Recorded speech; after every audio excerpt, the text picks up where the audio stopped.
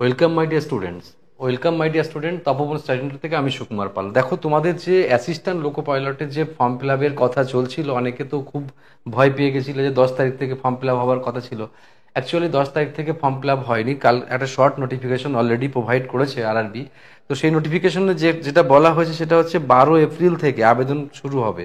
কত এপ্রিল থেকে শুরু হবে আবেদন? 12 এপ্রিল থেকে আবেদনপত্র শুরু হবে। সুতরাং আর ভয় পাওয়ার কোনো কারণ আমি দেখছি না। ঠিক আছে, যেহেতু হ্যাঁ, এই যে 12 এপ্রিল থেকে কিন্তু ফর্ম ফিল আপ স্টার্ট হচ্ছে, 12 এপ্রিল থেকে। তো অযথা ভয় পাওয়ার কোনো কারণ নেই। তোমরা প্রত্যেকটা যে যারা ফর্ম ফিল আপ করবে, যারা তোমাদের কোয়ালিফিকেশন ম্যাচ করছে বা তোমাদের সব কিছু ম্যাচ করে যাচ্ছে, তারা কিন্তু 12 তারিখ থেকে ফর্ম ফিল আপ স্টার্ট করতে পারবে। আসলে একটা ভয়েরও ব্যাপার ছিল, আরআরবি অনেক সময় কথা দিয়ে কথা রাখছে না। সেই যে ব্যাপারগুলো ছিল, সেই জায়গা থেকে কিন্তু একটা মুক্তি পাওয়ার স্বাদ এটা, কারণ যে 12 তারিখ থেকে শুরু হচ্ছে ফর্ম ফিল আপ। এবার সেটা চলবে কত? 11ই মে অবধি চলবে। হ্যাঁ, 23টা 59 অবধি। তাহলে এই দুটো জিনিস আমাদের কংক্রিট ক্লিয়ার হলো যে স্যার, না 12 তারিখ থেকে অ্যাসিস্ট্যান্ট লোকো পাইলটের ফর্ম ফিল আপ শুরু হচ্ছে। এবার যে প্রশ্নগুলো তোমাদের মনে থাকবে, আমি এই ভিডিওতে তোমাদের কিছু কথা বলবো, প্রিপারেশন নিয়ে তো কথা বলবোই। তার আগে এই মানে নেসেসিটি কিছু আর্জেন্ট কথা বলে নিই, তারপরে যাচ্ছি আমি। ওকে, তো দেখো, এই যে পদের নাম সহায়ক অ্যাসিস্ট্যান্ট লোকো পাইলট, জানো অ্যাসিস্ট্যান্ট লোকো পাইলটের পদোন্নতি খুব ভালো হয়, এখনকার দিনে আরও বেশি হচ্ছে, যেহেতু অনেক মানে ল্যাক অফ লোকো পাইলট রয়েছে তার জন্য। তো এরপরে তোমরা সিনিয়র অ্যাসিস্ট্যান্ট লোকো পাইলট হবে, তারপরে তোমরা গুডসে যাবে, গুডস ট্রেন চালাবে, তারপর তোমরা আস্তে আস্তে মানে আমাদের ইএমইউ গাড়ি চালাবে বা দূরপাল্লা যে গাড়িগুলো সেগুলো চালাবে। তো এর ফ্যাসিলিটি দিনকে দিন বাড়তে থাকে। আর একটা লেভেল 2 পোস্ট জানো, আর এটা তোমাদের হচ্ছে পে স্কেল রয়েছে। আর যে চোখ কিন্তু 6/6 হওয়া চাই। ঠিক আছে, মানে চোখের কিন্তু 6/6 হওয়া চাই, এখানে কিন্তু কোনো কম্প্রোমাইজ করে না। ঠিক আছে, 6/6 পাওয়ার থাকতে পারে, পাওয়ার কম বেশি থাকলে অসুবিধা নেই। এই জায়গাটা অনেকে বোঝে না যে স্যার পাওয়ার আছে আমার 0.25 0.5, আমি কি 6/6 হতে পারি? ইয়েস মাই ডিয়ার স্টুডেন্ট, তুমিও 6/6 হতে পারো। তুমি একজন ভালো ডক্টর, আই স্পেশালিস্টের কাছে দেখাও, দেখে তুমি ডিসিশনটা ঠিক করে নিয়ে তারপর তুমি দেখতে পাবে, তুমি বুঝতে পারবে তোমার ঠিক আছে কিনা। আচ্ছা, বয়স কিন্তু সেই 18 থেকে 30ই রাখা হয়েছে, বয়সের কিন্তু কোনো পরিবর্তন মানে আগে যা ছিল সেটা করা হয়েছে। আগের বছর যেরকম 33 ছিল সেটা কিন্তু নেই। ঠিক আছে, আর 9,970 জন, 70টা ফর্ম ফিল আপ, মানে 10,000-এর মতো ফর্ম ফিল আপ কিন্তু মানে পোস্ট রয়েছে। এগুলো বাড়তেও পারে ইন ফিউচারে। এইবার এইগুলোর জন্য তোমরা জানো যে কোয়ালিফিকেশন কি কি, তবু আর একবার আমি তোমাদের বলে দিই। যেটা হচ্ছে, এটা আইটিআই এর বিভিন্ন ট্রেড, যে ট্রেডগুলো পরে বলবো। আগে হচ্ছে ডিপ্লোমা, যে ট্রেডগুলো আছে ডিপ্লোমা বিটেকের একই রকম ট্রেড। যেমন ধরে নাও ডিপ্লোমা যারা মেকানিক্যাল, ইলেকট্রিক্যাল, অটোমোবাইল,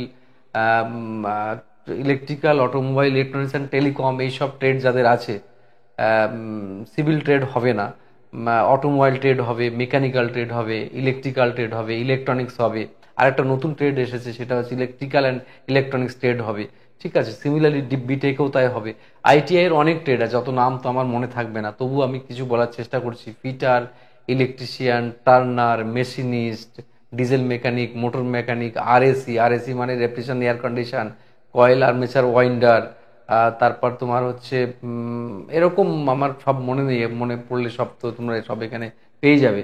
ঠিক আছে, তো এরকম ব্যাপার। আর এইটা হ্যাঁ, যাদের তোমার সবকিছু ঠিক থাকবে তারা তোমরা ফর্ম ফিল আপ করতে পারবে প্রিয় স্টুডেন্ট। এ তো গেল গোড়ার কথা। এখন তোমাদের পরবর্তী যে প্রশ্ন আমার কাছে আসবে সেটা হচ্ছে যে স্যার, আমি রানিং স্টুডেন্ট, আমি কি ফর্ম ফিল আপ করতে পারবো? না মাই ডিয়ার স্টুডেন্ট, যে রানিং স্টুডেন্ট সে কিন্তু ফর্ম ফিল আপ করতে পারবে না, as per notification, as per railway board system.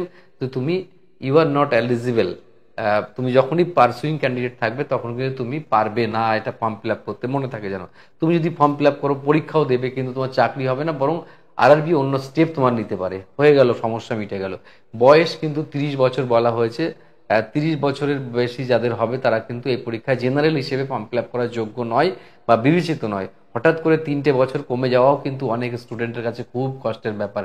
অনেক খামখেয়ালি অনেক কিছু হচ্ছে একবারেই, কিন্তু যারা মানে কি বলবো, যারা তোমার 33 ছিল আগের বছরই, জাস্ট আগের বছর, হঠাৎ করেই কি সবাই চাকরি পেয়ে গেল এর মধ্যে? জানি না, এগুলো নিয়ে আমি আর কি বলবো। এক্সলারেশন থাকা আই থিঙ্ক হয়তো বা উচিত ছিল, কেননা আরো 2-1 বছর দিলে ভালো হতো। এবার এগুলো ম্যান টু ম্যান ভ্যারি করবে, তাদের চাহিদা কেমন, যাদের যেরকম চাহিদা সেই হিসেবে আন্দোলনের সম্মুখীন হওয়া দরকার। আচ্ছা, যেটা চলে যাচ্ছি, তাহলে যারা রানিং স্টুডেন্ট তারা ফর্ম ফিল আপ করতে পারছে না, হয়ে গেল এটা।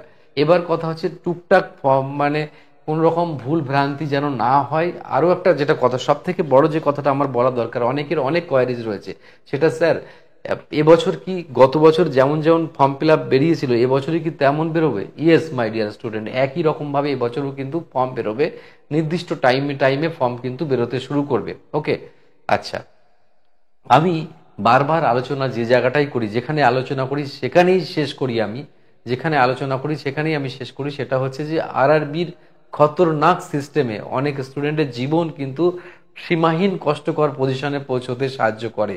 যেমন ধরে নাও এই যে নর্মালাইজিং সিস্টেমটা বা একটা সেন্ট্রাল কাট অফ করা, এগুলো খুব দরকার আরআরবি, কিন্তু কে আমার কথা শুনবে? কোনো স্টুডেন্টরা এ নিয়ে কথা বলে না, কোনো ইউটিউবার এ নিয়ে কথা বলে না যে একটা সেন্ট্রাল কাট অফ সিস্টেম করা দরকার। না হলে কোনো বোর্ডে 30-35-এ চান্স হচ্ছে, 40-এ চান্স হচ্ছে, কোনো বোর্ডে 80 পেলেও চান্স হচ্ছে না। এই যে বিস্তর ডিফারেন্স, একজন স্টুডেন্ট কি তার মাথায় কি জট আছে যে কোন আরআরবিতে ফর্ম ফিল আপ করবে, কোথায় কম কাট অফ যাবে, এগুলো কে জানবে মাই ডিয়ার স্টুডেন্ট? তো আশা করি এইসব নিয়ে আরআরবির ভাবা উচিত। আহ, ভাবা উচিত। আরআরবি কবে ভাববে জানি না। একটা সেন্ট্রাল কাট অফ সিস্টেম করলে আরআরবি চয়েস দিতে পারে যে আরআরবি কলকাতা ফার্স্ট চয়েস রাখলাম, second Malda, third Siliguri, fourth অমুক তমুক রাখলাম, যেখানে আমার হবে সেখানে গিয়ে আমি চাকরি করব না, যদি যাই আমি লিখে দেবো ভাই চাকরি করব না। ঠিক আছে, এসব ভাবার উচিত। দেখবে অনেকের খুব কাছে কাছে থেকে কেটে গেছে। আমি বলছি না যারা চাকরি পেয়েছে তারা অযোগ্য, তারা যোগ্য, কিন্তু কোথাও যেন একটা মানে কিছু একটা প্রবলেম একটা থাকছে এখানে, যেই মানে নর্মালাইজিং সিস্টেমটাতে। অবশ্য একটা জিনিস খুব ভালো, সেটা হচ্ছে যেটা যে অ্যাসিস্ট্যান্ট লোকো পাইলট বা এই সমস্ত পরীক্ষা CBT-2 যখন হবে না, CBT-2 এর সময় কিন্তু তোমার সুবিধা যেটা হচ্ছে সেটাতে তোমার নর্মালাইজিং হবে না। CBT-2 এর সময় সেটা নর্মালাইজিং হবে না কেন? কারণ নর্মালাইজিং সেখানে অল বোর্ড ওয়াইজ এক্সাম নিয়ে নেবে, সেখানে নর্মালাইজিং এর আর প্রশ্ন নেই। ঠিক আছে, ওকে। হ্যাঁ, এই হচ্ছে ব্যাপার। আর কোনো কিছু তোমাদের জানার থাকলে তোমরা আমায় বলো যে স্যার আরো কি কি জানার আছে রিগার্ডিং রিলেটেড আছে। প্রস্তুতি নিয়ে আমি পরের যদি ভিডিও চাও তো আমি পরে করে দেবো। জোন ওয়াইজ ভ্যাকান্সি তোমরা খুব তাড়াতাড়ি লিস্ট দেখতে পারবে, জোন ওয়াইজ কোথায় কত ভ্যাকান্সি আছে, মানে কোন আরআরবি। এবার অনেক ভাবনা চিন্তা করে ফর্ম ফিল আপটা করা উচিত। ঠিক আছে, তো দেখো, আমি এছাড়া যদি তোমাদের কিছু জিজ্ঞেস করার থাকে তো করো, সেগুলো আমি তোমাদেরকে জবাব দেবো আমি। ঠিক আছে, আমার যতটা জানা থাকবে সেই অনুযায়ী বলবো আমি। ঠিক আছে, বলো কিছু জানার থাকলে তোমাদের। জোন ওয়াইজ ভ্যাকান্সি বলুন, ভ্যাকান্সিটা তো আছে তোমরা দেখেই দিতে পারবে। স্যার নোটিশে লেখা নেই তো, স্যার কি নোটিশে লেখা নেই? আচ্ছা, দেখি তোমরা কি বলতে।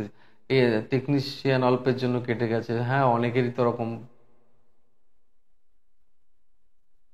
দেখো, যে বছরে ফর্ম ফিল আপ করবে সেই বছরের ইডব্লিউএস তো থাকা উচিত, না হলে হবে কি করে? কারণ ইডব্লিউএস পরিবর্তন হয়, NCL-টাও পরিবর্তন হয়, এগুলো থাকা উচিত। ঠিক আছে, তারপরে নোটিফিকেশন আরো ভালো করে আমরা দেখে চর্চা করে আরো ভালো করে বলবো তোমার। প্রতিবারই চেঞ্জ হয় কিছু কিছু সিস্টেম, সেগুলো। ঠিক আছে,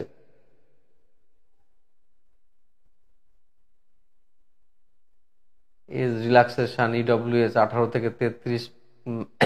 দেখো, আমাকে বললে হবে না, তোমরা আরআরবিতে মেল করো। আচ্ছা, আমি আর একটা কথা বলি, টুইটারে কতটা কাজ হয় কি না হয় আমার জানা নেই স্যার, তবে তোমরা যদি আরআরবিতে প্রচুর পরিমাণে মেল করো তাহলে কিন্তু উপকারে লাগে, আমি দেখেছি খেয়াল করে। প্রচুর করতে হবে তাহলে। নেক্সট টেকনিশিয়ান 3 খুব তাড়াতাড়ি বেরোবে, গতবার ঠিক যেমন টাইমে বেরিয়েছিল ঠিক এবারও তাই বেরোবে। আরআরবির কিন্তু এই কথাটা দিয়েছে, আরআরবি এই কথা রাখবে আশা করা যাচ্ছে। কোন জোনে ফর্ম ফিল আপ করবো? আমি 45 পেয়েছিলাম এবারে। দেখো, এগুলো নিয়ে তো আমি ডিসকাস করব, কিন্তু এখনই নয়, একটু কিছুদিন যাক, দিন দশেক যাক, তারপরে একটা ভাইটাল জায়গায় আসুক যে কোথায় কিরম ফর্ম পড়ছে না পড়ছে, এগুলো নিয়ে আমি অবশ্যই জানাবো। ঠিক আছে।